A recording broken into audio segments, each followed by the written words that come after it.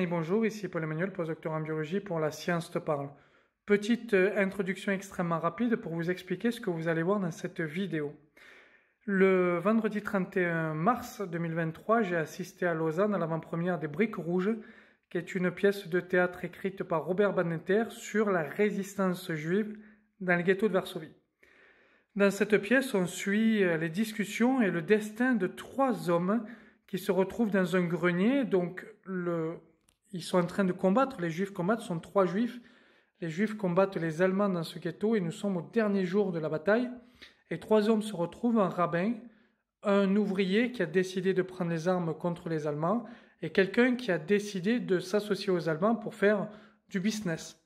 Et on va apprendre au fur et à mesure le destin des trois personnes et voir que personne n'est ni blanc ni noir dans l'histoire et qu'en réalité c'est extrêmement compliqué, en période difficile. Suite à cela, il y a eu un entretien d'à peu près 10 minutes, 10-12 minutes avec le metteur en scène, plus un des comédiens, celui qui joue, on va dire le salaud, en tout cas celui qui a fait du business avec les Allemands pour survivre au final dans le ghetto. Et ensuite, il y a une conférence avec des historiens et des avocats. Je vous ai filmé le tout, pas la pièce de théâtre, bien sûr, je n'avais pas le droit, vous comprenez bien ça. Et je vous invite d'ailleurs à aller la voir si elle passe dans une ville où vous habitez. Mais je vous ai filmé ce que disait le comédien plus le metteur en scène, et ensuite la conférence qu'il y a eu juste après, la table ronde qu'il y a eu juste après. Donc voilà ce que je vous propose de voir aujourd'hui. Donc ce n'est pas une vidéo que moi j'ai faite, c'est un débat. J'étais au milieu de la salle du spectacle, donc bien évidemment le son est ce qu'il est. Ils avaient des micros. C'est un journaliste de la RTS qui est spécialiste aussi des génocides, qui a beaucoup travaillé sur les génocides, qui anime le débat. Et je précise qu'à la fin, il y a eu des possibilités de questions. Il n'y a que 2 questions qui ont été posées. Un anti-vax qui a fait une comparaison assez douteuse entre le sort des Juifs pendant la Seconde Guerre mondiale et le sort, entre guillemets, des anti-vax pendant la pandémie de Covid-19. Et moi qui ai parlé des réseaux sociaux et de la désinformation historique sur les réseaux sociaux et du fait que l'antisémitisme revient aussi par cette désinformation. Est-ce qu'ils pensaient que c'était aux parents à faire l'éducation des enfants ou à l'école, etc. Et on nous a expliqué, enfin en tout cas la réponse était c'est à l'école de le faire, les parents ne sont pas forcément compétents pour parler de ça. Voilà, je vous laisse donc avec la conférence ici, les 2 parties. Alors je précise bien sûr que le temps que je filme, il y a quelques secondes qui manquent à chacun des débuts, mais c'est vraiment quelques secondes, c'est peut-être 10 secondes, donc vous pouvez très bien comprendre ce qui se passe. Et pour le son, il est tel qu'il est, pour l'image, elle est telle qu'elle est. Et voilà, j'ai filmé mon téléphone portable et je suis en plein milieu de la salle, donc je ne peux pas améliorer le truc, quoi.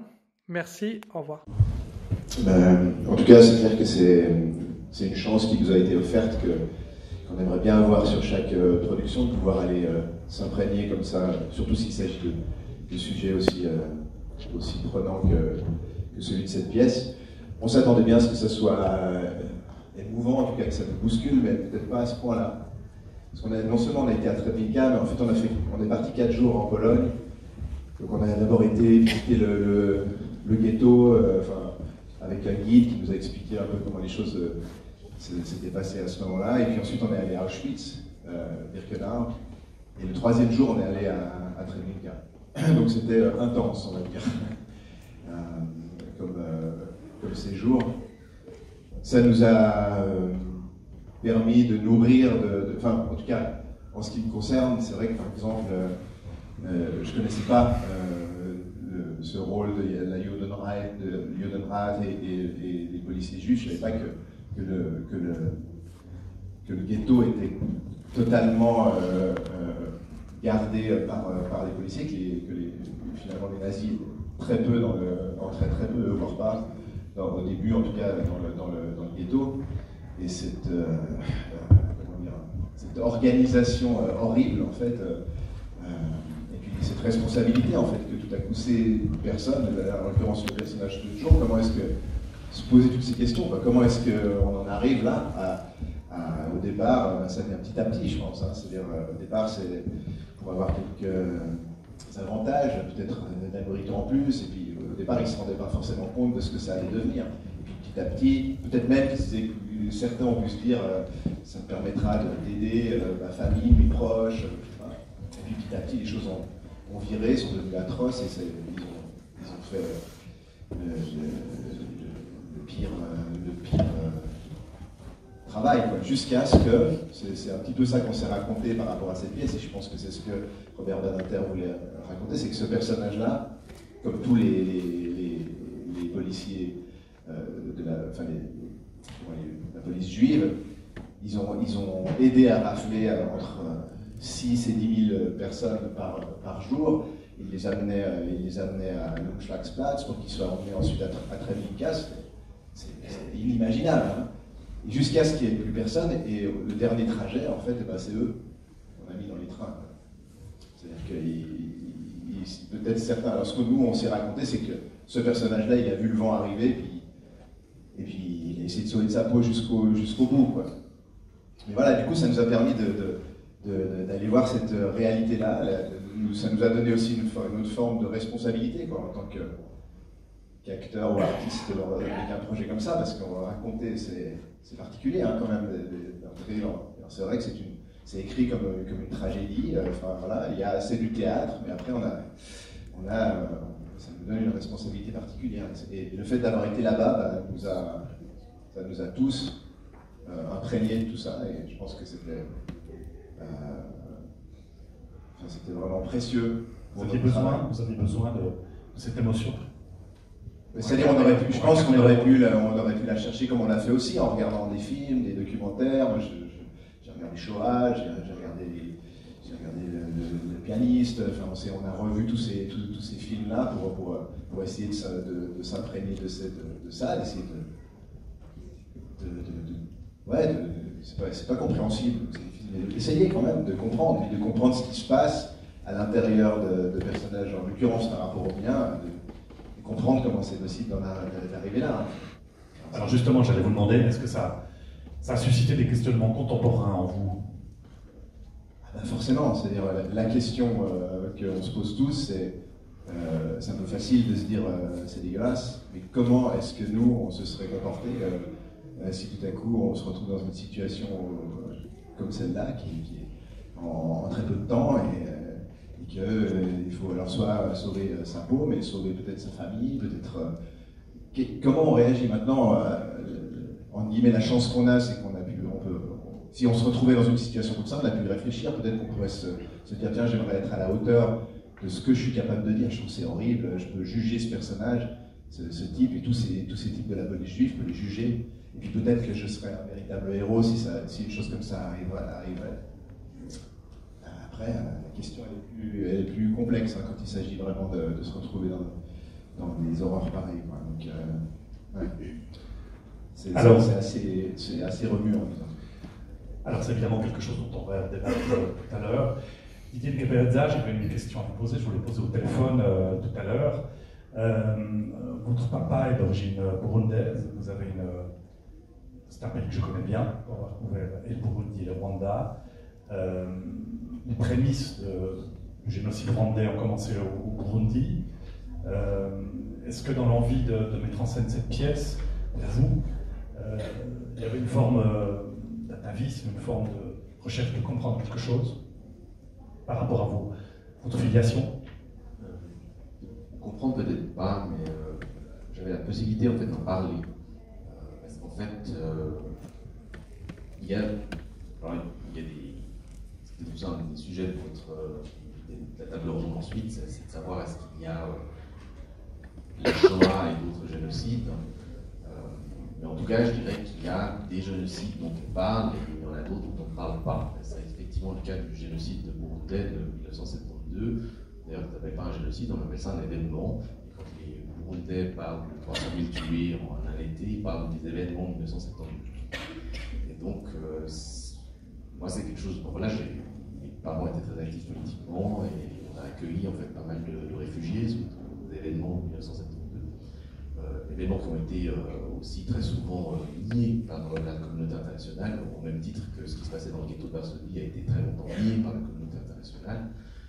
Donc c'était aussi évidemment pour moi, en fait, à travers cette histoire, la possibilité de parler un peu, non pas de la mienne, mais de celle d'un enfant. Je veux dire, par exemple, mon oncle a fui le Burundi à la nage à travers le Tanganyika, a laissé tous ces enfants-là.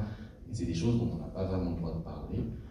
Et puis là, moi, j'ai pu le faire comme on a le droit de le faire, des artistes, c'est-à-dire aujourd'hui, je vous en parle directement, mais dans cette pièce, je peux le faire à travers des événements dont j'ai entendu parler à la maison. Quand vous entendez les réactions du public hier soir, aujourd'hui, vous avez l'impression que le message de cette pièce est encore très contemporain, il est compris comme un message très contemporain? C'est le jeu, je dirais, du théâtre historique et du théâtre classique. Je pense que cette pièce, elle est ancrée dans son histoire. C'est un bout d'histoire juive et d'histoire européenne. Donc, l'histoire juive, ça voulait dire aussi, très concrètement, essayer de comprendre une culture d'ailleurs qui n'existe quasiment plus. Il y a un livre de référence, s'appelle justement la Pologne qui n'existe plus. C'est un photographe des années 30 qui est allé en fait photographier. Il a eu un pressentiment en fait dans les années 30 que en fait, cette culture ashkénaze allait disparaître. Et il est allé la photographier. Et on s'en est servi évidemment pour les costumes. Donc il y a ce côté historique, ça n'existe, c'est passé. Et puis il y a des clins d'œil de l'histoire qui peuvent être assez intéressants, puisque aujourd'hui on est à fond dans la guerre ukrainienne.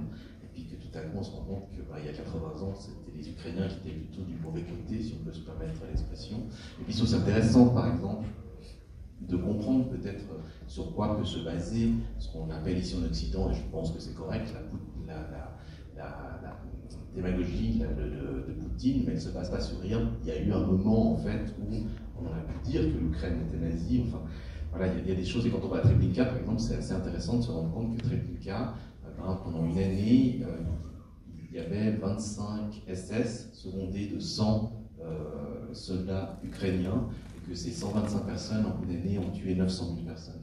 Et l'Asie était très fière de ce qu'ils ont réussi à obtenir à Treblinka. C'était le summum de l'efficacité selon leurs critères. Et ça, c'est aussi intéressant, justement, que l'histoire nous renvoie ce miroir, nous permet de nous poser des questions. Puis après, le théâtre, c'est de l'objectivité. C'est clair que, à mon sens, une pièce n'a pas beaucoup d'intérêt si elle ne nous parle pas aujourd'hui. Parce que contrairement, je pense qu'un livre est peut-être plus ancré dans son passé, mais du moment qu'il y a un Frédéric Landenberg qui joue devant vous, qui est ici, à ce moment-là, je pense que c'est important que ça nous parle directement, et pas seulement par des échos, mais parce qu'il faut que ça nous donne une envie peut-être de réagir. Et moi je sais simplement que quand on a vu les images de Boutcha, et nous, chaque fois qu'un personnage disait la rue Mila, en fait, pour que l'autre personnage il ait la possibilité de réagir, je disais, mais en fait, il ne faut pas que tu apprennes d'entendre la rue Mila comme si c'était pas, je sais pas, la rue des terreaux, c'est pas la même chose. La rue Mila, ça veut dire Boutcha aujourd'hui. Et donc, et en fait, on en revient toujours à la même chose. Quand on va à Treblinka, à l'entrée du mémorial de Treblinka, il y a le fameux « plus jamais ça ». Et malheureusement, aujourd'hui encore, on peut le dire, plus jamais ça. Et la guerre en Ukraine, c'est pas très loin, c'est chez nous, c'est en Europe. Ce sera le thème de notre discussion. Merci beaucoup, bravo aux comédiens, tous les comédiens que je salue ici. J'aimerais savoir si la vidéo de Robert Badinter est prête ou pas. Si on peut la lancer maintenant. Nous avons Martine Bruchwin-Graf, que vous connaissez certainement, on ne présente plus, j'ai envie de dire, ancienne conseillère nationale, conseillère d'État à Genève, et actuel président de la Commission fédérale contre le racisme. Jacques Ehrenfreund, à ma droite, professeur d'histoire à l'UNIL, spécialiste de l'histoire des Juifs et du judaïsme.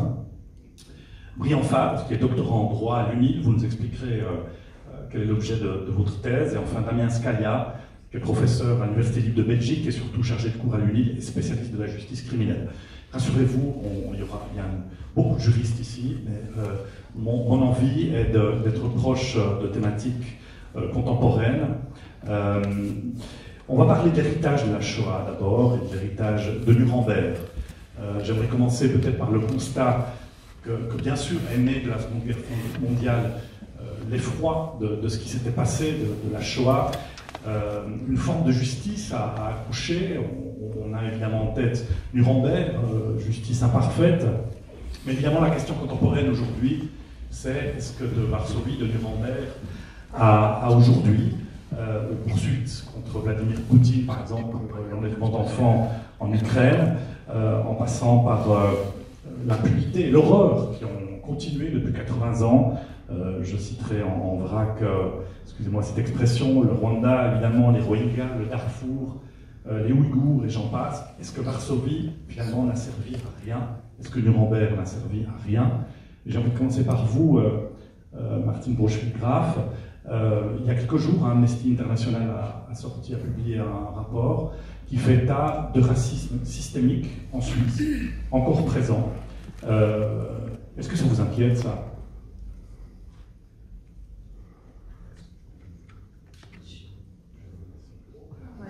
Comme ça, je peux vous interrompre, si jamais. Je vous en prie. Je vous en prie.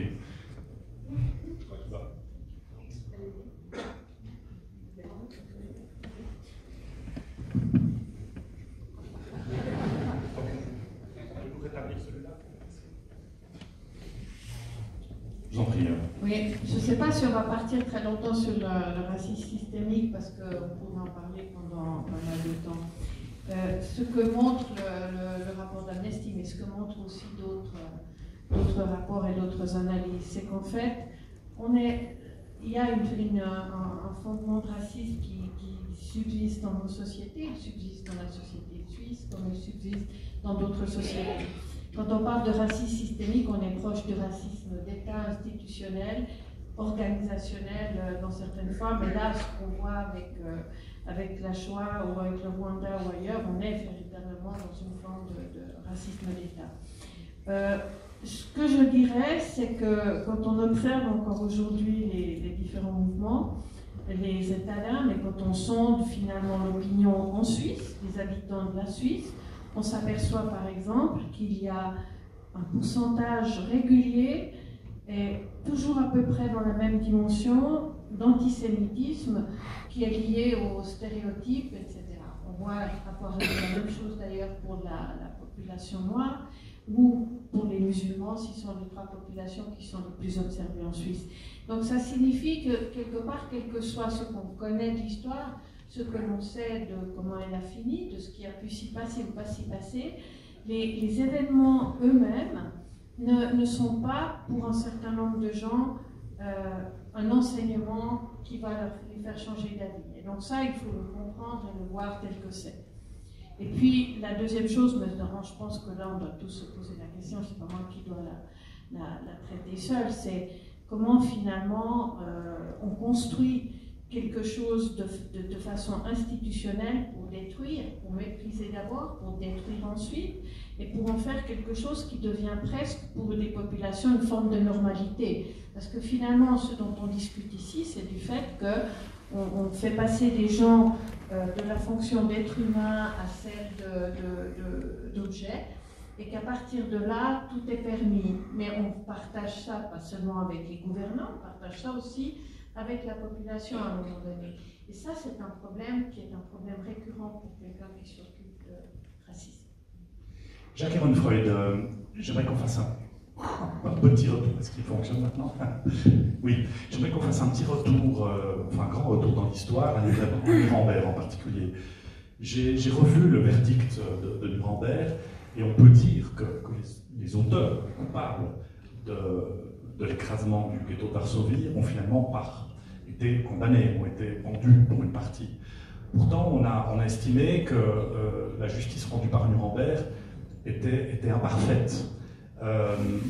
J'aimerais savoir si c'est votre jugement, si dans le fond on peut considérer que l'histoire a jugé les auteurs de l'écrasement du ghetto de Varsovie, d'une part, et d'autre part, est-ce que cette justice, selon vous, a évolué? Est-ce qu'on est allé vers une justice, une meilleure justice que celle qui a été délivrée à Nuremberg?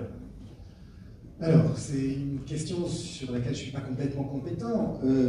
D'abord parce que je ne suis pas historien de la justice, et que c'est une question vraiment très difficile. Ce que je peux dire sur Nuremberg, vous me permettrez de ne pas répondre à la question parce que je ne peux pas y répondre. Mais ce que je peux dire sur Nuremberg, c'est que ça a été le lieu où deux concepts absolument cruciaux ont été en compétition, celui de crime contre l'humanité et celui de génocide.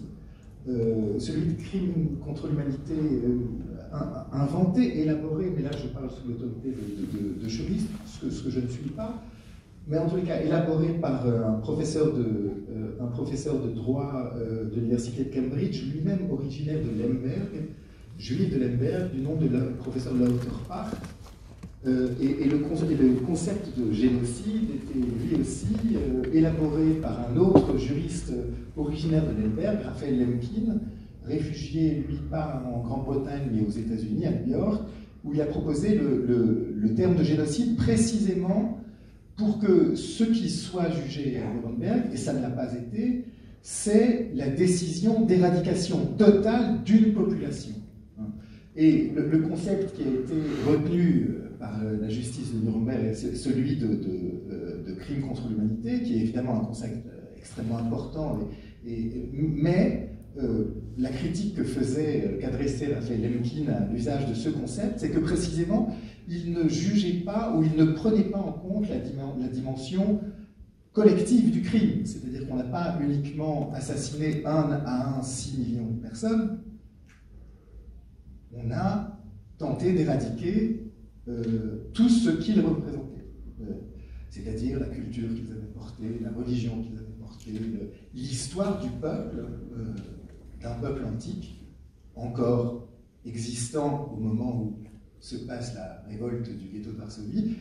Et cette dimension-là, cette dimension collective, n'a pas été prise en compte dans le procès de Nuremberg, d'où son caractère terriblement insatisfaisant. Puis, pour finir, après je m'arrêterai là, rappelez ce que Arendt a écrit, Hannah Arendt, qui est un auteur compliqué, ambivalent. J'ai une admiration infinie pour cette femme, même si beaucoup de ses textes ne cessent de m'irriter. Mais une chose extrêmement importante qu'on lui doit, c'est le fait d'avoir caractérisé la Shoah comme rupture civilisationnelle autour d'une question, et une question essentielle, et qui est l'impossibilité de la punir. Parce qu'une civilisation se caractérise par le fait que lorsqu'un crime se produit, on peut le juger, le punir, et une fois que la punition a été effectuée, rétablir quelque chose comme un ordre social et politique normal. Or, avec la Shoah, le caractère complètement inédit, c'est que c'est un crime impunissable.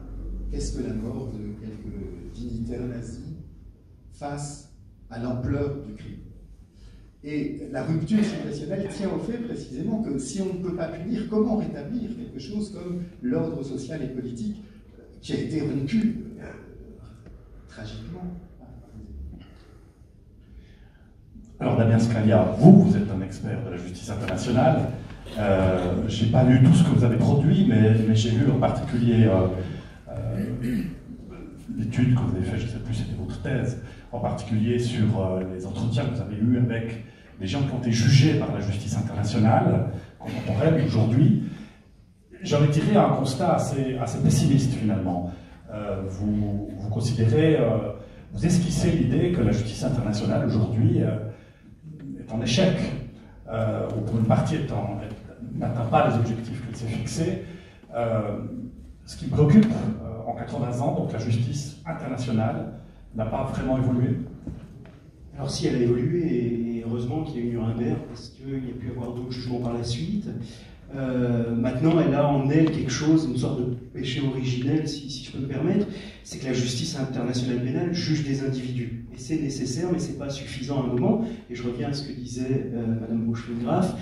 Il y a un moment où on est face à un racisme systémique, structurel, étatique, et quand on juge des individus, on ne juge jamais ce racisme systémique. Et elle est nécessaire, mais elle n'est pas suffisante, cette justice internationale pénale. Mais finalement, avec Nuremberg, elle a commencé, et elle était indispensable. Aujourd'hui, on a eu les tribunaux pénaux internationaux pour l'ex-Yougoslavie, le Rwanda, la Cour pénale internationale. Alors il faut faire attention aux attentes qu'elle provoque quand on entend un procureur international dire « je mets en accusation Poutine ».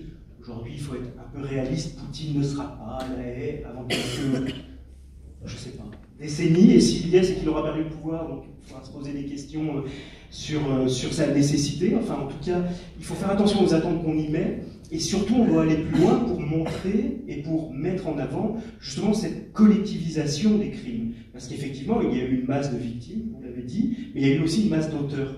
Et cette masse d'auteurs, c'est pas en prenant quelques personnes, même si elles sont nombreuses, en les jugeant, en les mettant sur le banc de l'accusé, qu'on arrive à montrer cette systématique. Et là, la justice pénale ne peut rien faire parce que par définition, elle est individualisante. Et c'est là où il y a quelque chose à faire, à mon avis, en plus.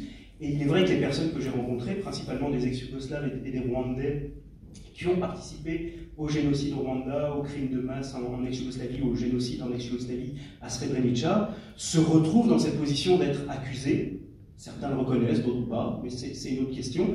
Mais se retrouvent dans cette position d'être accusés à titre individuel pour quelque chose de beaucoup plus collectif. Et ça leur donne un argument de dire pourquoi moi alors qu'on était 100, 200, 500, 5000, 150 000 pour le Rwanda. Et là, il faut qu'on arrive à dépasser ça. Donc, oui, il y a cette justice. Je crois qu'il ne faut pas être trop pessimiste, mais il ne faut pas se reposer dessus, il faut aller un peu plus loin, à mon avis.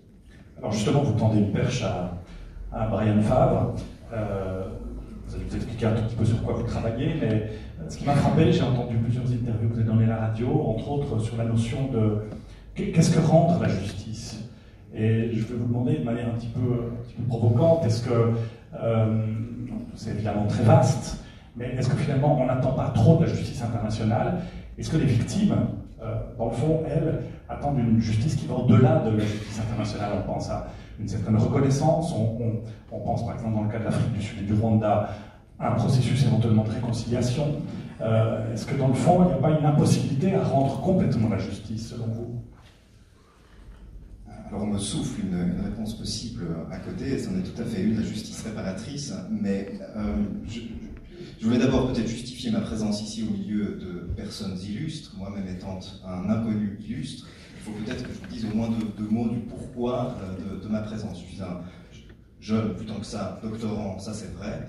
Je termine une thèse sur la catégorie de sujet de droit. On ne fait pas plus ésotérique au niveau de son énoncé, mais on peut en tout cas dire que le sujet de droit est le concept autour duquel tout l'édifice juridique moderne occidental s'est construit, et c'est ce qui donne une place à un individu de sorte à ce que celui-ci puisse exister en droit et puisse se défendre.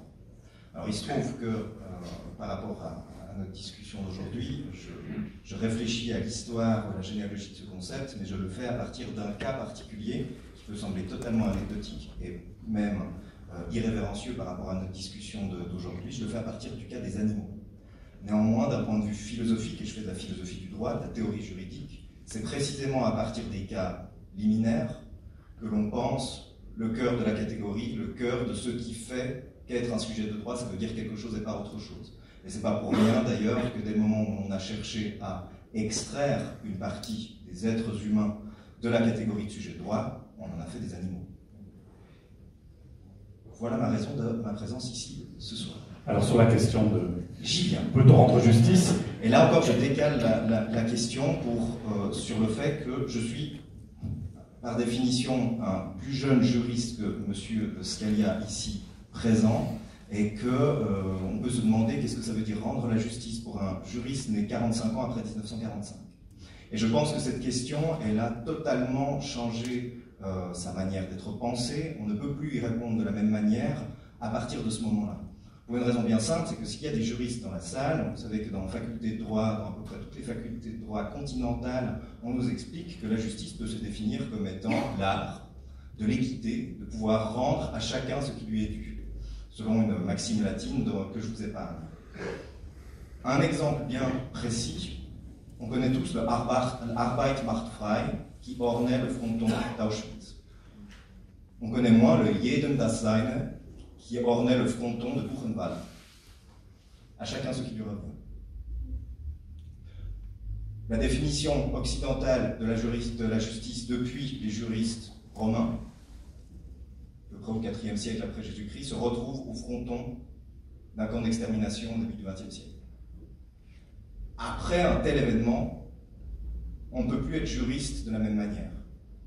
Et je pense que ça, c'est encore quelque chose que nous, jeunes juristes, 45 ans après 1945, on a de la peine à réfléchir et à envisager. Parce que ce que ça implique pour nous, c'est de penser encore à nouveau frais une des catégories qui pourtant est la plus difficile à comprendre, c'est que le droit n'est pas la loi. Et donc rendre la justice, pour répondre franchement, rendre à chacun ce qui lui est dû, c'est précisément ne pas le faire uniquement en fonction d'une loi qui peut être totalement absurde, totalement immorale, totalement déplacée historiquement. Sauf qu'aujourd'hui, nous sommes élevés comme des juristes qui, pour être justes, devront appliquer la loi. Jacques Freud, j'aimerais, maintenant qu'on aborde un petit peu la question de la responsabilité des États aujourd'hui, mais d'abord qu'on fasse à nouveau avec vous un petit retour en arrière. On sait que les Alliés étaient au courant de ce qui se passait évidemment à l'égard des Juifs et également à l'égard de ce qui se passait contre le ghetto de Varsovie. Quel regard on doit avoir aujourd'hui par rapport à la position des États qui étaient au courant? On imagine bien qu'il n'était pas facile, bien sûr, on le sait, d'intervenir en Allemagne, mais est-ce que les États ont tout fait finalement, ont fait leur maximum pour entendre ce qu'ils savaient de ce qui se passait à Varsovie? Je pense en particulier, par exemple, à alimenter la résistance, je pense en particulier à un certain nombre de pressions diplomatiques. Est-ce qu'aujourd'hui, on doit jeter un regard sur, sans concession, sur la position des Alliés à l'époque et une forme de silence? On va y revenir tout à l'heure parce que j'aimerais parler du donneur d'alerte, mais à ce stade de la discussion, j'aimerais vous entendre à ce sujet. Alors, je crois qu'il faut que je fasse une petite mise en garde aussi sur mes compétences. Je suis historien des Juifs et du judaïsme. Je ne suis pas spécialiste de la Shoah. J'ai évidemment beaucoup lu sur cet événement, mais je n'ai pas autorité de spécialiste sur cette question. Et c'est très important pour moi de le dire parce que je ne veux pas me faire passer pour ce que je ne suis pas. Et en même temps, je veux dire aussi pourquoi je ne me suis pas défilé devant ce débat. C'est parce que je le dois simplement à trois personnes dont je voudrais rappeler la mémoire maintenant. C'est le moment, je crois. Vous me le permettez, j'espère. Qui sont celles face auxquelles je n'aurais pas pu me défiler. Le premier, c'est mon père, né en 1923 dans le sud de la Pologne, et qui en 1945 s'est retrouvé le seul survivant en Pologne de sa famille avant de fuir la Pologne pour un camp de personnes déplacées en Autriche. Le deuxième, c'est un monsieur devant lequel, à l'âge de 15 ans, monsieur Paperman, je tiens à dire son nom. À l'âge de 15 ans, je vivais à ce moment-là à Lille, en France. J'étais membre d'un mouvement de jeunesse sioniste. L'un de ceux qui avait organisé la révolte du ghetto, l'organisation juive de combat. Et on organisait tous les ans une commémoration de la révolte. Et à cette commémoration participait M. Paperman, sauf que M. Paperman avait été dans le ghetto de Varsovie au moment de la révolte. Et chanter le chant des partisans en yiddish devant M. Paperman était quelque chose d'inouï pour un enfant de 15 ans. Et la troisième personne, c'était un professeur de l'université hébraïque dans laquelle j'ai fait mes études, le professeur Israël Gutman, qui était lui aussi un survivant du ghetto.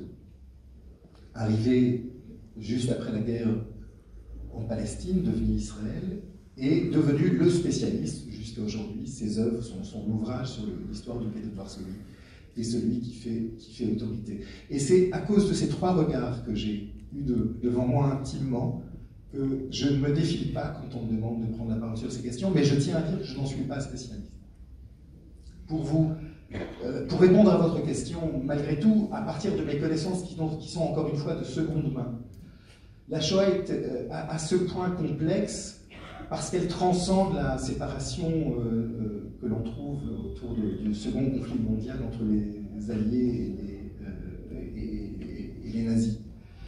Elle transcende cela parce que, justement, l'information est arrivée aux Alliés très tôt dans la guerre, et des demandes ont été faites très précocement d'intervenir pour ralentir la machine de destruction des Juifs. Et les refus américains, principalement, les Britanniques aussi, étaient liés à la crainte des dirigeants de ces pays face aux opinions publiques américaines et britanniques.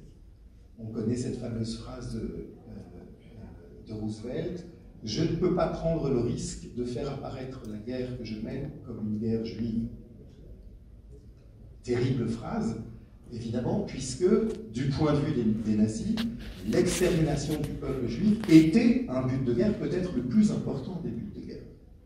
Or, aux yeux des Alliés, répondre en...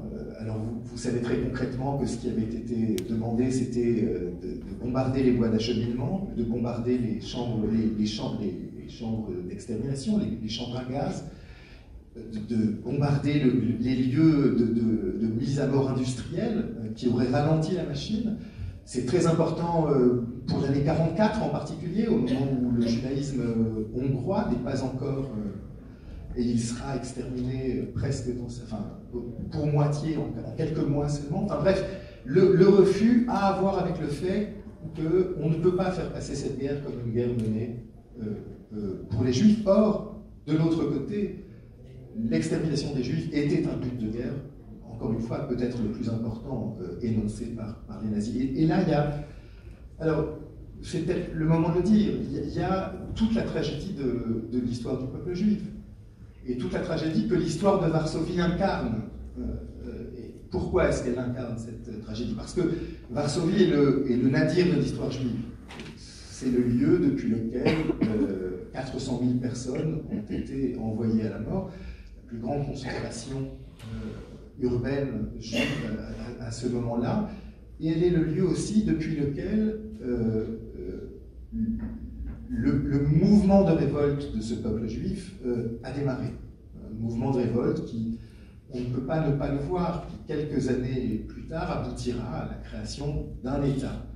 Et cette confrontation entre le point le plus bas, le nadir véritablement de cette histoire, et pas le point le plus haut du tout, mais le recouvrement de quelque chose qui avait disparu depuis des centaines d'années, cette coïncidence est tout à fait troublante. Alors généralement, les historiens l'expliquent d'une manière qui me paraît complètement irrecevable.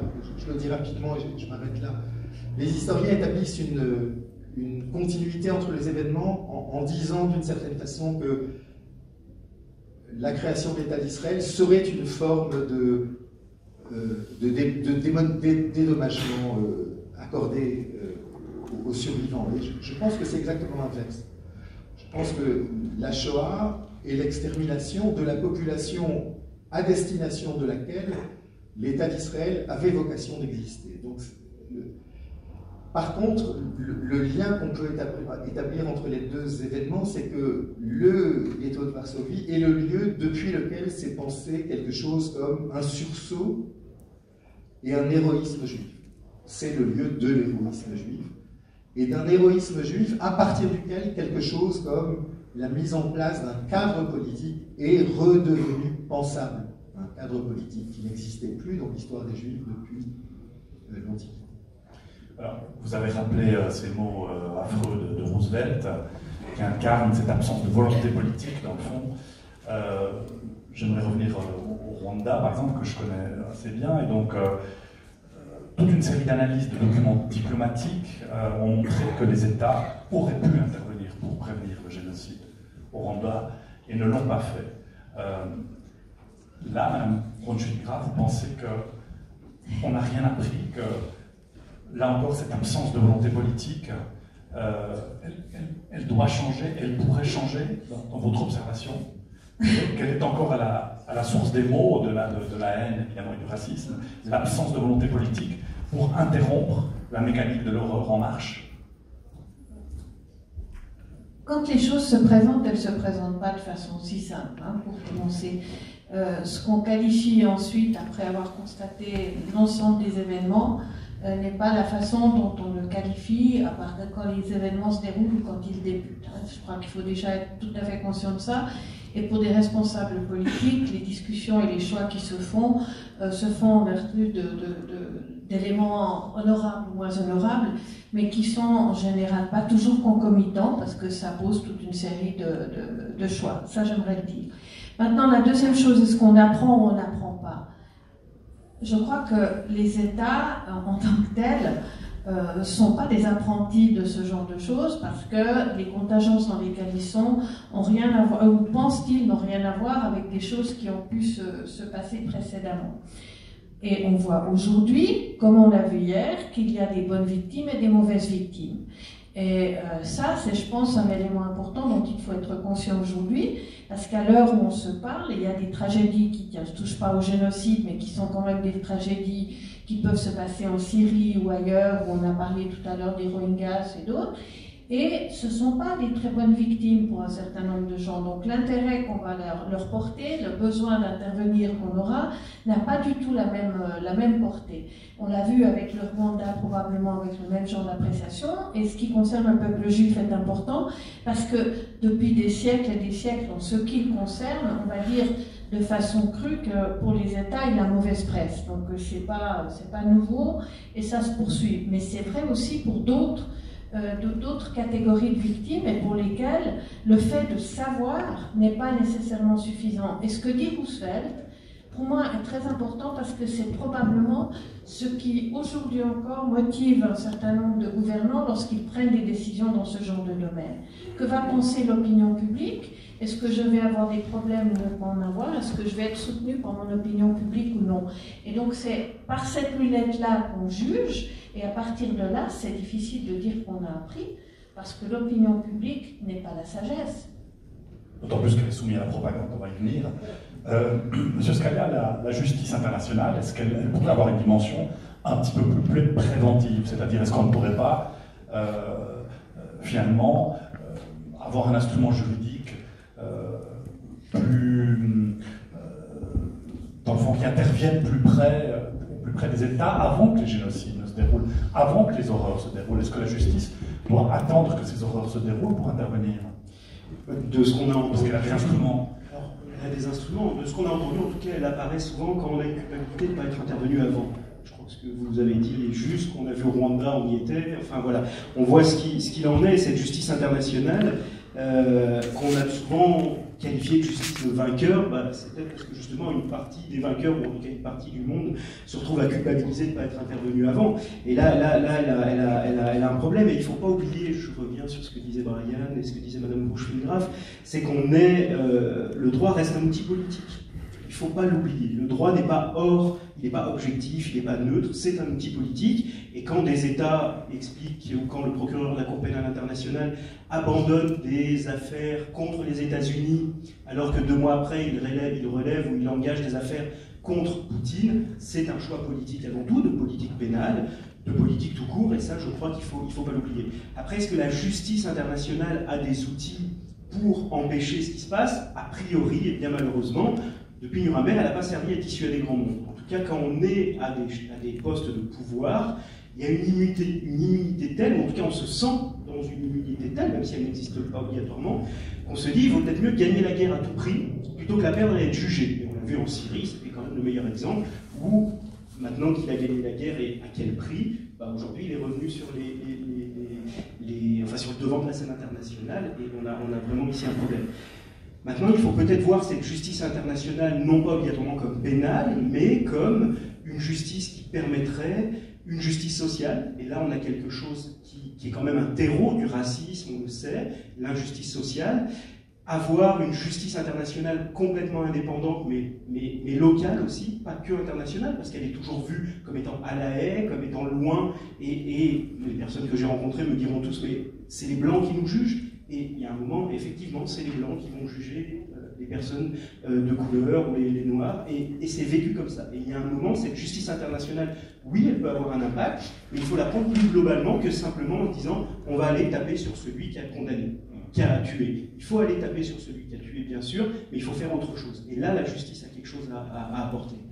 J'aimerais juste faire Oui, ce serait peut-être juste pour amener un peu d'eau au moulin du professeur Scalia, pour souligner dans le cas précis que le caractère politique, finalement, des mesures qui ont été prises ou non. Je ne suis pas historien, donc les éléments que je rapporte, je ne mets pas de lien de consécution entre ces différents événements, mais ce sont des faits qui, effectivement, d'un point de vue juridique, méritent d'être rappelés, parce qu'on le fait relativement peu.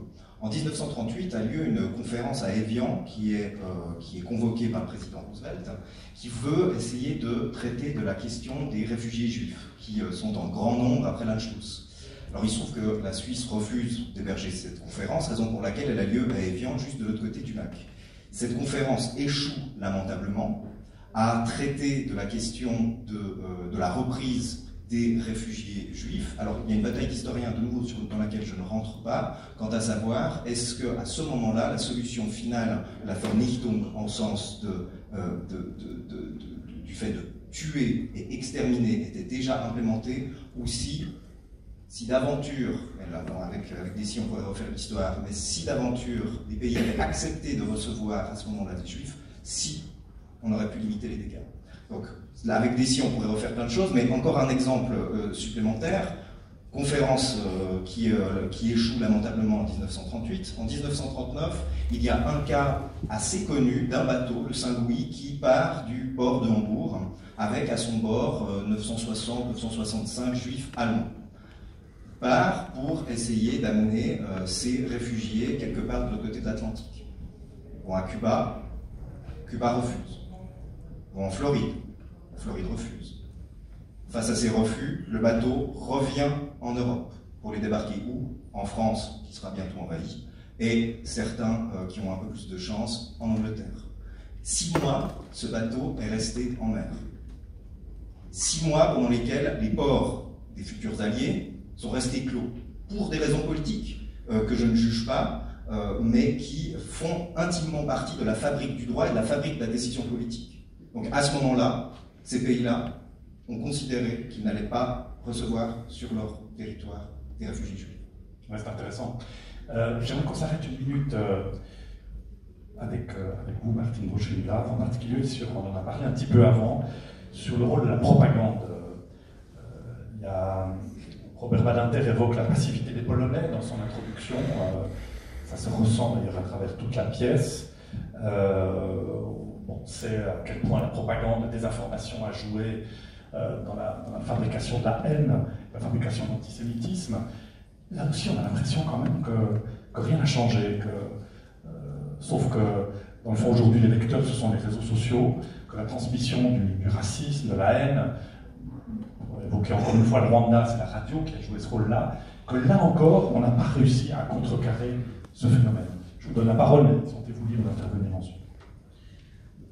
Peut-être qu'on ne part pas du même constat. Hein. Moi, je dis que dans la nature humaine, il y a malheureusement un pourcentage, peut-être un pourcentage de temps, mais aussi des tentations dans la nature humaine qui font qu'effectivement, le rejet de l'autre n'est pas nécessairement de la rareté. Et quand je dis n'est pas nécessairement la rareté, c'est pour dire poliment que les derniers constats qu'on a sur la Suisse, c'est que 20 à 30% des gens qui sont interrogés tous les 2 ans, donc le même pourcentage, nous dit qu'en fait, il y a des gens qui dérangent. Et qui sont les gens qui dérangent? C'est pour des raisons de nationalité, pour des raisons de langue, pour des raisons de couleur, pour des raisons d'origine, etc. Donc c'est quand même assez considérable d'être dérangé. Donc aujourd'hui, quand on est dans la propagande, on a forcément un terreau. Et il s'agit d'utiliser ce terreau, et les réseaux sociaux vont le faciliter. Mais en aparté tout à l'heure, je disais toujours aussi que les réseaux sociaux peuvent aussi avoir une autre vertu. Parce que quand on parle de la Shoah, ou quand on parle de certains génocides qui étaient à l'origine, en dehors du moment où il y avait des réseaux sociaux, la divulgation n'était pas la même. Parce qu'au fond, on allait porter la nouvelle à des responsables, et on espérait que ces responsables en fassent quelque chose. De temps en temps, on essayait un peu plus loin, mais on n'avait pas ce pouvoir, ni celui de la presse, qui était pour la plupart du temps une presse de guerre.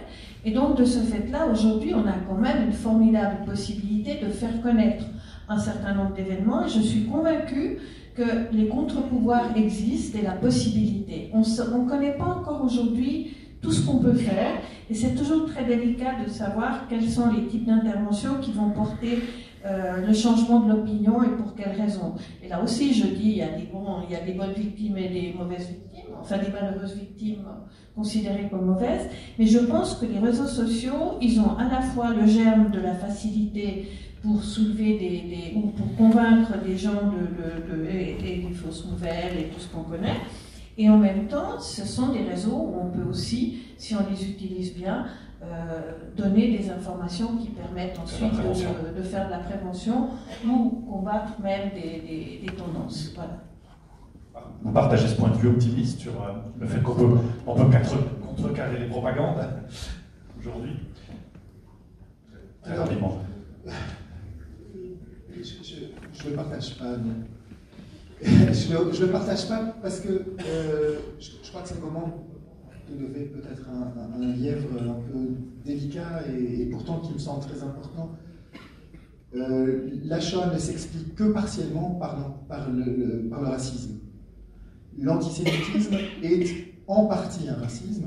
L'antisémitisme est dans une petite portion de son histoire un racisme, mais l'antijudaïsme est pendant très longtemps autre chose qu'un racisme. Et ce qui m'inquiète une fois que j'ai établi ce constat, c'est que précisément de ce fait-là, la lutte contre le racisme aujourd'hui, parfois, passe au-dessus des menaces qui pèsent sur les populations juives, et je crois que c'est la situation réelle en Europe aujourd'hui. Et je voudrais illustrer mon point de vue en rappelant une donnée que les gens ne savent pas. À la suite de la Seconde Guerre mondiale, en 1945, vivent en Europe 3 millions de juifs. Ont survécu sur le continent européen 3 millions de personnes. Aujourd'hui, le continent européen compte à peine un peu plus d'1 million de juifs. C'est-à-dire que les 2 tiers quasiment des survivants ne se trouvent plus aujourd'hui en Europe et que depuis une quinzaine d'années, la haine meurtrière des Juifs est, elle, réapparue sur le continent. En France, on a tué 11 personnes parce qu'elles étaient juives. Et ça n'a pas bouleversé les antiracistes.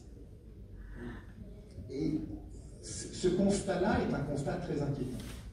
Parce que précisément, on peut avoir l'impression que ce qu'on a appelé pendant très longtemps, ce qui a été construit depuis les années 90 comme la pédagogie de la Shoah, la pédagogie mémorielle, et la construction de la mémoire de la Shoah comme, j'ai envie de dire très méchamment, une ligne Maginot contre l'antisémitisme, et bien que cette ligne Maginot, comme la ligne Maginot réelle, a été contournée ces dernières années par une haine adressée aux Juifs qui ne prend pas la forme du racisme traditionnel. Et voilà pourquoi je... Moi, je peux juste réagir parce que je veux bien répondre aux questions, mais je pense qu'on ne parle pas sur le même. On parle pas juste sur le même. D'autres racismes. Non, voilà, c'est ça que je voulais dire. On n'était pas. Là, j'ai répondu à une question plus générale et je n'ai pas répondu à la question qui touchait pratiquement la Shoah parce que je partage aussi les spécificités que vous avez évoquées. Et ce n'est pas un constat optimiste que j'ai fait. J'ai dit ça. Non, ça je le dis à notre meneur de jeu. Là. Vous connaissez l'article. Voilà, parce que là, c'est simplement que les outils existent, mais j'ai dit aussi qu'on ne savait pas encore aujourd'hui comment on pouvait les utiliser. Mais les outils existent pour ça. Mais ça ne touchait pas une solution qui touchait la Shoah, c'était les racismes en général et la propagande qui les porte. Voilà, juste pour être clair. Très bien. J'aimerais aborder la question. Enfin, il y a un personnage qui m'a fasciné. Vous êtes certainement beaucoup plus familier que moi avec lui.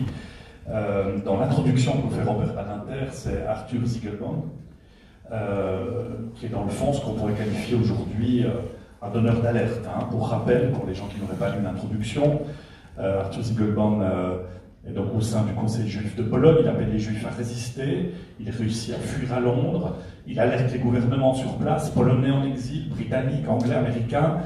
Il finit par se suicider face dans le fond, au silence qu'on lui oppose. Il laisse une lettre de dénonciation forte dans laquelle il accuse la passivité de l'humanité entière, des gouvernements et des peuples du monde libre. On pourrait dire aujourd'hui que c'est un donneur d'alerte, comme il y en a tant. J'ai personnellement interviewé, par exemple, des gens qui ont des Ouïghours, des Rohingyas. Est-ce qu'on en fait assez? Je me tourne peut-être là vers les juristes qu'on n'a pas entendus.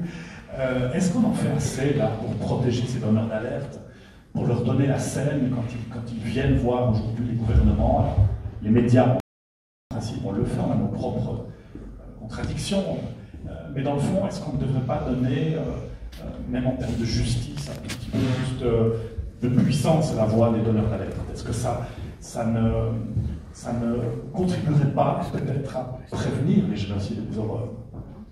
Alors en tout cas, je pense qu'il faut protéger beaucoup plus les donneurs d'alerte, que ça soit sur des crimes de masse, sur des crimes financiers, et je crois que la Suisse ici a aussi des leçons à recevoir, ou d'autres lanceurs d'alerte. Je pense effectivement aujourd'hui qu'on a une protection à donner, en plus du statut de réfugié ou de l'accueil aux personnes qui sont persécutées, mais aux personnes qui justement dénoncent ces crimes. Et là-dessus, je rejoins ce que vous disiez tout à l'heure, à savoir que ces réseaux sociaux permettent de dénoncer ces crimes. Je ne suis pas tout à fait d'accord avec ce que mon collègue a dit. Je pense qu'il ne faut pas faire une concurrence des victimes. Il y a une spécificité sur ce qui s'est passé contre les Juifs et qui existe encore, et ça ne doit pas occulter ce qui se passe à côté, comme le reste ne doit pas occulter ce que vous disiez. Je pense qu'il faut faire attention à cette concurrence qu'on essaye de faire parfois, qui peut justement enlever le problème central. Mais sur ces lanceurs d'alerte, je pense effectivement, vous touchez votre question avec presque rhétorique, oui, on n'en fait pas assez, tout comme on ne protège pas assez les journalistes, à mon avis, parce que eux font partie de ces lanceurs d'alerte, et tout comme on n'accueille peut-être pas assez ces personnes qui dénoncent ce qui se passe, en revenant à ce qui a été dit tout à l'heure, parce qu'on les accueille à partir du moment où finalement il va y avoir un accord presque international sur le fait que les crimes sont commis.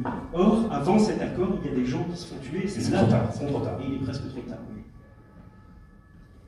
Pour aller aussi dans ce sens-là, la figure du lanceur d'alerte, elle est voisine d'autres figures qu'on connaît en droit, qui sont des figures de personnes qui, pour le dire très rapidement, essayer de faire le bien, dans une définition qui reste toujours à établir, sont amenées à un moment donné à enfreindre la loi. J'en reviens à ce que personnellement je disais tout au début sur cette distinction entre loi et droit. Il est très clair que lorsque vous avez par exemple quelqu'un comme Edward Snowden qui met en garde la planète entière sur un programme de surveillance mondial mené par le gouvernement américain, et que ce même gouvernement cherche par tous les moyens à l'emprisonner. Pourquoi? Parce que précisément il a potentiellement mis, non pas vraiment des vies américaines en jeu, mais tout simplement parce qu'il a enfreint la loi concernant le caractère top secret des données. Donc vous avez ici, bien entendu, la cavalerie du côté politique qui revient en jeu, à savoir qu'on ne donnera pas sa protection à un lanceur d'alerte de la même manière en fonction du contexte politique dans lequel on se situe. Mais plus généralement, je pense que la question, en tant que philosophe du droit, c'est plutôt celle-ci qui moi m'intéresse, c'est comment est-ce que le droit se met même en capacité de pouvoir recevoir quelque chose qui est une infraction à la loi. Il y a quelque chose de profondément contradictoire à demander à la justice, qu'elle soit nationale ou internationale, de comprendre un acte illégal. Mais tant qu'on n'arrive pas, ne serait-ce qu'à avoir une définition du droit et de la justice qui puisse admettre cela, la question, elle pourra être institutionnellement réglée, j'en doute fort, parce qu'en fait, l'impossibilité, elle est avant tout philosophique. Bon, il existe une mécanique de justice internationale qui prévoit l'imposition de la paix, quand même, article 6, je crois. L'imposition de la paix. L'imposition de la paix, peace and ça fonctionne. Oui, ça devrait fonctionner, non? Non, mais c'est prévu. Oui, mais le droit a cette magnifique capacité à être un flatus vocis la plupart du temps sur des points de cet ordre. C'est comme de dire que le droit de la guerre n'existe plus, il n'existe effectivement plus dans les traités internationaux, il n'existe que le droit contre la guerre. Décision sous chapitre 7 des Nations Unies. Voilà. Juste pour lever une ambiguïté, bien évidemment, on est tous d'accord sur le fait que la concurrence des victimes est une absurdité absolue et un danger réel. Cependant, il faut vraiment prendre en compte la spécificité de chacun des événements historiques, sinon on ne fait pas son travail d'historien, et puis surtout, sinon on s'empêche de percevoir des choses qui nous permettent d'agir dans le réel. Donc, surtout pas de concurrence des victimes, c'est la pire des choses qu'on puisse imaginer, l'alliance des victimes au contraire, et en même temps reconnaître à chacun des cas de crimes de masse ses spécificités, pas la spécificité de la Shoah, la spécificité de chacun des crimes de masse. Ils sont tous tout à fait singuliers et spécifiques, ils n'ont pas tous les mêmes spécificités. Je voulais juste dire un mot sur l'histoire du droit et de la loi et le fait de ne pas respecter la loi. C'est un problème qu'on a connu, notamment avec le passage des Juifs et les initiatives individuelles qui ont été prises aux frontières. Et moi, j'ai siégé dans la commission de réhabilitation du Conseil national et j'ai participé à toute la première partie qui a permis de réhabiliter un certain nombre de personnes en raison de leurs activités pendant la guerre. Et là, on constate une chose, on constate qu'on est en train de parler de ce qui s'est passé, puis en même temps, on est toujours interpellé par ce que l'on vit. Et est-ce que les arrangements avec la loi d'aujourd'hui, dans certains cas, c'est le cas par rapport aux réfugiés, c'est le cas par rapport à certains autres phénomènes humanitaires, comment est-ce qu'on les regarde aujourd'hui et comment est-ce qu'on va les regarder demain? Et pour moi, ça c'est vraiment quelque chose pour lequel je n'ai pas de réponse et je suis très contente que vous ayez soulevé cet aspect des choses. Alors, on arrive gentiment au bout de ce débat, mais j'aimerais nouer la gerbe, si j'ose dire, par une des questions fondamentales qui est... Pardon ?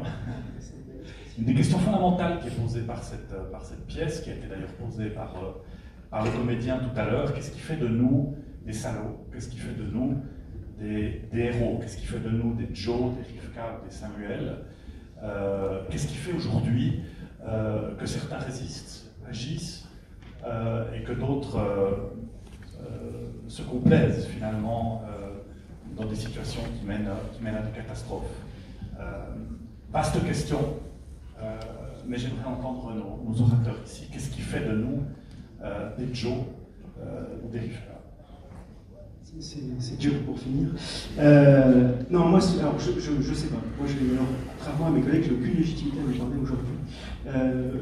Très clairement. Par contre, peut-être un point, et qui me fait rebondir quand même là-dessus. Moi, je vous l'avais dit, j'ai rencontré une soixantaine, un peu plus maintenant, de personnes qui ont commis ces crimes, en fait, qui ont commis les génocides, qui ont commis les crimes de guerre, qui ont commis les crimes contre l'humanité. Ça vous rend très légitime. Alors, ça rend légitime leur parole, et moi, je ne fais qu'un média ici. Et bon, je les ai rencontrés en prison pour la plupart, puisqu'ils ont été condamnés par cette justice internationale. Et je ne reviendrai pas sur la justice elle-même, mais sur les actes. Il y a deux choses. D'abord, je suis sorti de ces entretiens en n'étant pas sûr que j'aurais fait les bons choix, à titre personnel. Mais ça, on en parlera autour d'une bière, ça sera plus sympa. Par contre, il y a, et vous le disiez tout à l'heure, au moment où les crimes arrivent, il y a une rationalité, il y a une normalité qui est différente, qui n'est pas la normalité de là, maintenant, qui est une autre normalité. Et le personnage de Joe est fantastique à ce niveau-là. On ne peut pas le juger 70 ans après. C'est pas possible. Parce que, en fait, à sa place, je ne sais pas ce que nous, on aurait fait. J'espère qu'on n'aurait pas fait les mêmes choix, mais j'ai du mal à me dire qu'on ne les aurait pas fait. Si on a un enfant en jeu, si on a une femme en jeu, un homme en jeu, ou même parce qu'ils voulaient juste manger. Et ces gens, moi, que j'ai rencontrés, ils étaient tous humains comme vous et moi. Ils n'avaient pas plus de pathologie, alors certains en avaient, mais comme vous et moi sûrement. D'autres en avaient moins. Et ils avaient des souffrances au moment où je les ai rencontrés, ils n'avaient pas vu leur famille, ils avaient mal au dos parce qu'ils étaient âgés ou je ne sais quoi. Et quand ils me racontaient comment ils sont passés à l'acte criminel de masse, alors déjà ils me disaient, mais moi j'ai pas commis le génocide, j'ai pas tué 800 000 personnes, et puis j'ai eu peur, et puis je ne savais pas, et puis mon milieu social fait que je ne pouvais pas faire autrement. Ce sont bien sûr des justifications a posteriori, mais qui sont compliquées à appréhender quand on n'a pas vécu ça. Et sur votre question, alors je n'ai pas de réponse. En tout cas, ce que je sais, c'est que je ne suis pas sûr que j'aurais pas été un Joe, justement, et j'en suis bien désolé par ailleurs. C'est une question très difficile, et je vais faire le lien entre mon intervention d'avant et celle-ci, c'est-à-dire que je résiste à deux choses. Je résiste à l'utilisation de la mémoire du ghetto de Varsovie comme mise en garde, comme le mal en général. Je résiste à ce qui a été résumé par la phrase d'Arendt, la banalité du mal, celle qui ferait qu'on serait tous, de manière interchangeable, des héros, des salauds. Je ne crois pas à ça. Je ne crois pas à ça, et ça m'est extrêmement pénible, en réalité, que l'histoire du ghetto de Varsovie puisse être utilisée pour soutenir cette hypothèse. Il me semble que c'est exactement l'inverse. Pourquoi ? Eh bien, parce que, bien sûr, que les humains ne sont pas interchangeables, ils sont moulés par des considérations éthiques. Le judaïsme a comme postulat qu'il faut préférer mourir que de donner la mort, si ce n'est pas pour l'autodéfense. L'autodéfense justifie le fait de se battre et de donner la mort. En dehors de l'autodéfense, il faut préférer mourir plutôt que de donner la mort si on est contraint à le faire. Et ça, c'est un... Alors, évidemment, on ne peut pas poser la question qu'est-ce qu'aurait fait...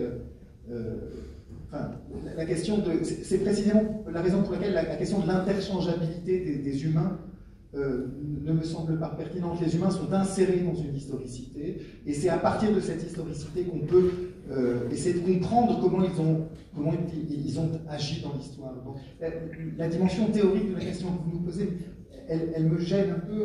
Je réagis sans doute à un des messages de la pièce qui nous invite chacun à réfléchir à cette question. Oui. Ensuite, chacun fait ce qu'il veut. Voilà. Donc ma réponse, elle est ça. Elle est celle-là. Oui, bien sûr, cette pièce, et c'est ce que disait hier soir, j'ai assisté à la première de la pièce, et Robert Badinter est intervenu à la suite en direct depuis son bureau à Paris. Et il a dit quelque chose de très important. Il a dit cette histoire est une histoire, est un épisode majeur de l'histoire juive et de l'histoire humaine. Et j'ajouterais, et il n'y a pas de contradiction entre les deux, c'est-à-dire qu'elle est un épisode majeur de l'histoire juive, elle est un épisode majeur de l'histoire humaine, et comme il n'y a pas de contradiction entre les deux, eh bien, voilà, j'espère que les héros, la prochaine fois, seront les plus nombreux.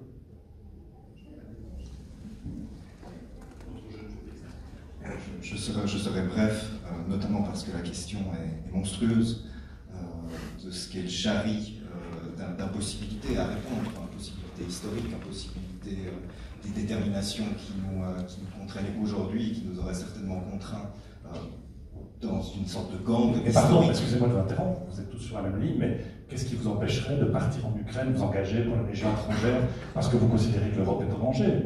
Peut-être qu'aujourd'hui c'est ça, être un héros, ou l'inverse.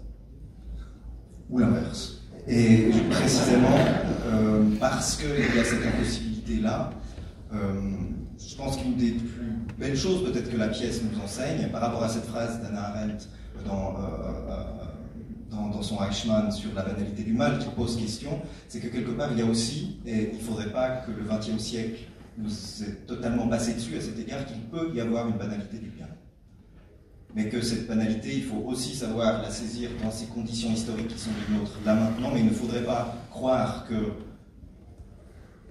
la banalité du mal, elle nous habite, mais que par contre le bien, d'une manière ou d'une autre, nous est totalement impossible. Parce que si c'était effectivement le résultat du XXe siècle, je vous propose d'arrêter tout de suite là pour le XXIe. Non, on ne va pas finir sur cette note. Partie prochaine dame. Merci parce que vous tendez une perche. D'abord, une première chose, moi je ne vois pas le monde entre les salauds et les héros. C'est pas comme ça que ça se passe. Et je ne pense pas que c'est comme ça que je le définirais. Qu'est-ce qui peut faire qu'à un moment donné, on puisse faire le bien plutôt que faire le mal, si on le dit de cette façon-là? Je pense que il y a une partie, et je vais faire le lien avec au fond ce qui a été dit, il y a une partie qui est ce qu'on est, ce qu'on a appris, ce qu'on nous a transmis, qui est un garde-fou, qui est aussi l'endroit qui fait la chose qui fait qu'on tient debout. Et qu'à un moment donné, le choix qu'on va faire peut être le bon choix. Et c'est toute une histoire qu'il y a là derrière. C'est pas simplement soi-même perdu au milieu de nulle part. Et moi, comme humain dans ma vie, j'ai toujours pensé que le regard des autres, de ceux auxquels je tiens, et l'éthique avec laquelle on m'a porté, fait que dans les moments où il faut décider, j'essaierai toujours de faire le bon choix. Alors je ne garantis pas que je l'ai fait, mais je dis j'essaierai toujours de faire le bon choix. Et c'est ça finalement qui rend à chacun sa valeur d'être humain, c'est-à-dire le fait d'être en état de choisir, même dans les circonstances les plus difficiles, et qu'à ce moment-là, on fait appel à ce qu'on a de plus profond. Et puis parfois, il y a des situations dans lesquelles on ne peut pas se prononcer du tout, hein, parce que c'est vrai que quand on regarde dans l'introduction qui a été faite, il y a deux personnages qui représentent les Juifs dans le ghetto. Il y a le premier qui est critiqué parce que celui-là, il s'est laissé entraîner depuis le début, mais ce n'est pas une mauvaise personne. C'est une personne qui n'a pas vu ce qui pouvait arriver et qui n'a pas anticipé ce qui pouvait arriver. Et finalement, il s'est lui aussi suicidé, mais pas avec honneur, dit l'introduction. Et donc, je trouve que c'est important de voir ces nuances-là, parce que ça explique que la frontière peut être parfois assez floue. J'ai bien observé le public. J'ai vu qu'il y avait, dans le fond, assez peu de gens qui sont partis en cours de débat. J'en déduis que ça ne manque pas de vous intéresser. Il nous reste peut-être une dizaine